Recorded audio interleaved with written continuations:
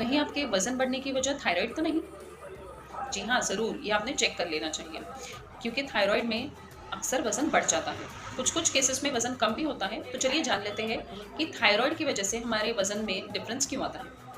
तो देखिए थायराइड सबसे पहले क्या है? थायराइड एक ग्रंथि है जो हमारे गले में, गर्दन में होते हैं, बटरफ्लाई शेप जो होती है वो ग्रंथि होती है, ठीक है? तो अब ये प्रोड्यूस करती है T3, T4 और TSH हार्मोन। हार्मोन एक केमिकल है जो ब्लड में रिलीज़ किया जाता है, ठीक है? ये हमारे डाइजेशन को कंट्रोल करती है। अगर यहाँ पर कहीं दिक्कत हो जाती है तो हमारा डाइजेशन ऑब्वियसली डिस्टर्ब हो जाता है। डाइजेशन डिस्टर्ब है इसका मतलब है आपको कब्ज़ है, राइट? आपको आपका फूड प्रॉपर्ली डाइजेस्ट नहीं हो रहा है तो आपको हेयर फॉल होगा, आपकी स्किन ड्राई रहेगी।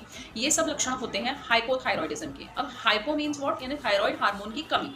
यानी तो अब हाइपोथायरॉयडिज्म के कारण क्या होते हैं? देखिए हाइपोथायरॉयडिज्म हाशिमोटोज़ डिसीज़ की वजह से हो सकता है, तनाव की वजह से हो सकता है, गलत खान-पान की वजह से हो सकता है, ठीक है?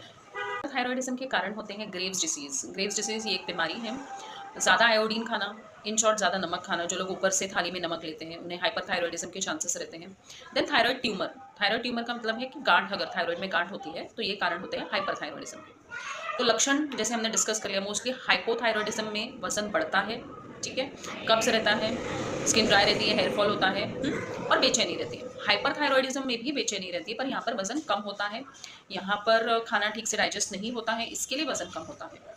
तो चलिए जान लेते हैं कि होम्योपैथी इसमें कैसे काम करती है। देखिए होम्योपैथी इसके लिए सबसे बेस्ट है। ये इसलिए क्योंकि हम बीमारी के दृष्टिकोण से पेशेंट को नहीं देखते हैं, हम एज़ अ पेशेंट कि उनको कहाँ पर क्या तकलीफ़ है, उस दृष्टिकोण से हम पेशेंट को ठीक करते हैं।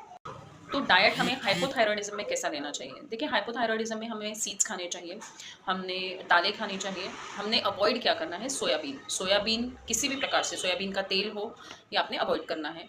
प्लस आपको ज़्यादातर पत्ता गोभी, ब्रासिक ग्रुप ऑफ वेजिटेबल्स जो कहा जाता है, फूल गोभी, पत्ता गोभी, ये अवॉइड करना है।